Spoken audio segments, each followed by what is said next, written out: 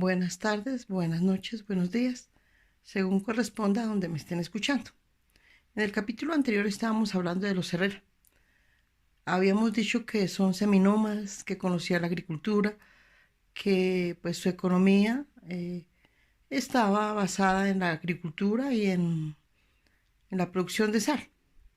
También dijimos pues que sus habitaciones eran dispersas y que una de las características que los identifica como un pueblo diferente es su cerámica, la cual es burda, es poco elaborada y en su mayoría carece de pintura.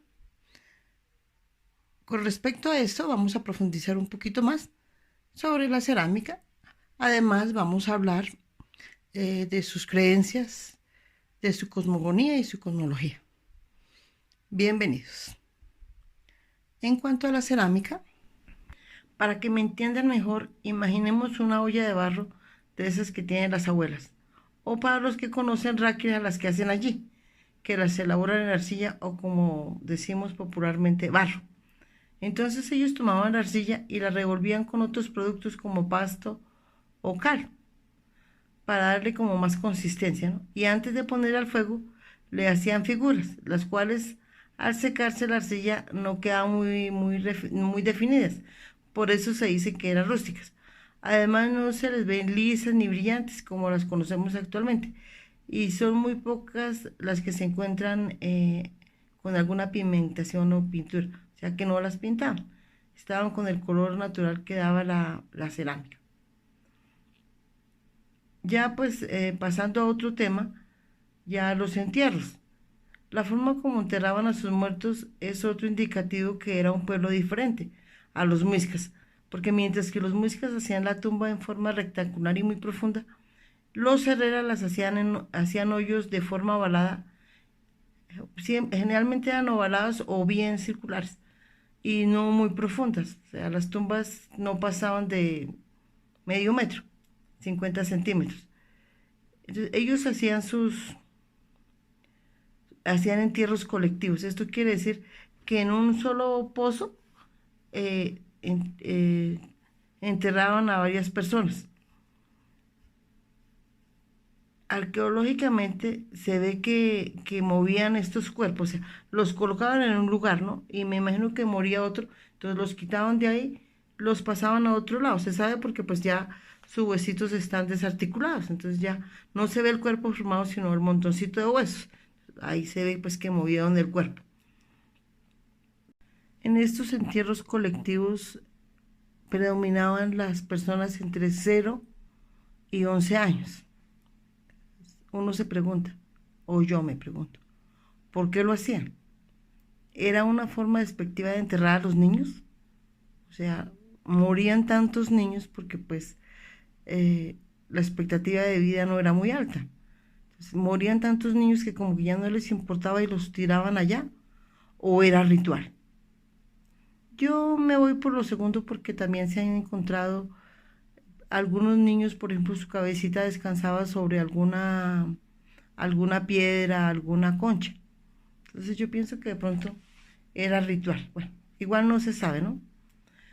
También se encuentran nichos para una persona, o sea, tumbas para una sola persona, pero igual siguen siendo redondas y ovaladas y no muy profundas.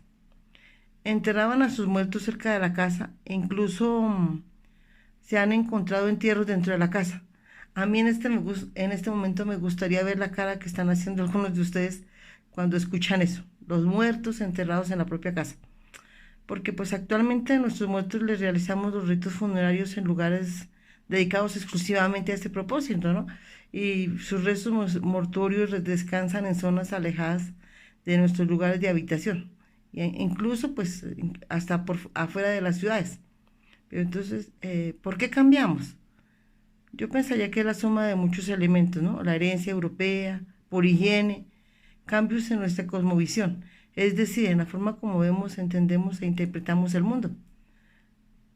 No sé, bueno, todo esto es válido porque si algo ha caracterizado a la humanidad es la forma como evoluciona, ¿no? Cómo nos adaptamos al entorno. Lo que me parece a mí es que creemos, lo que no me parece a mí es que creamos que nuestras formas son las correctas y las de nuestros pueblos ancestrales no, que ellos estaban equivocados, que eran bárbaros, que, o sea, ay, que brutos, porque cómo van a enterrar el muerto en su casa. Entonces no es así, eso no es tan así. Pues ellos solo interpretaban el mundo de otra forma. A mí me parece que sería muy emocionante encontrar el lugar o el artefacto que nos dé claridad sobre lo que ellos pensaban, cómo eran ellos realmente, en qué creían, por qué creían en esas cosas. Realmente sería muy, muy, muy especial poder entender un poco más de sus formas de vida, de sus formas de pensar, de sus formas de actuar. Pero bueno, todo nos queda en la imaginación. En el ajuar funerario, o sea, los elementos con los que enterraban a sus muertos, se encuentran collares de cuentas en piedra, algunas cerámicas, vestigios de comida como tuzas, rastros de chicha.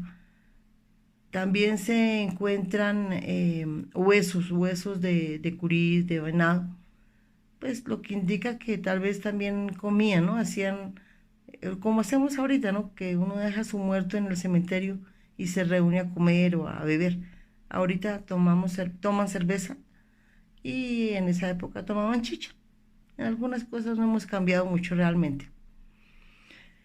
Bueno, ¿en qué creían los pueblos Herrera? ¿En qué creían los Herrera? Pues adoraban al sol y en general los elementos de la naturaleza. Sabían el momento preciso en el que sucedían los solsticios y los equinoccios. Evidencia de esto es el centro arqueológico de Saquencipa, que está ubicado en Monquira. Y ojo, no es Moniquira, es Monquira, que es una vereda ubicada en el municipio de Villaleiva. Yo he encontrado este error incluso en textos académicos, pero pues ahí les dejo la claridad, es Monquira. Este centro arqueológico está dominado por monolitos o piedras de gran tamaño que tienen forma fálica, las cuales están alineadas de tal forma que marcan el recorrido que el sol hace al amanecer, ¿no? El sol cuando amanece el sol va haciendo como un recorrido y esto lo enmarcaban las alineaciones que se encuentran en este lugar y también al momento de ocultarse. Entonces, de igual forma, son evidencia de que ellos sabían las fechas exactas de los equinoccios y los solsticios. Por eso se deduce que sus creencias espirituales estaban centradas en los elementos de la naturaleza, como el sol, la luna y las lagunas. ¿Por qué digo que las lagunas? Porque una de las hileras de esos monolitos está alineada hacia la laguna de Iguaque, lugar del que según los muiscas emergió la vida, porque según pues una leyenda que ellos tienen, de esta laguna salió Bachué, quien es considerada la madre de la humanidad por estos pueblos.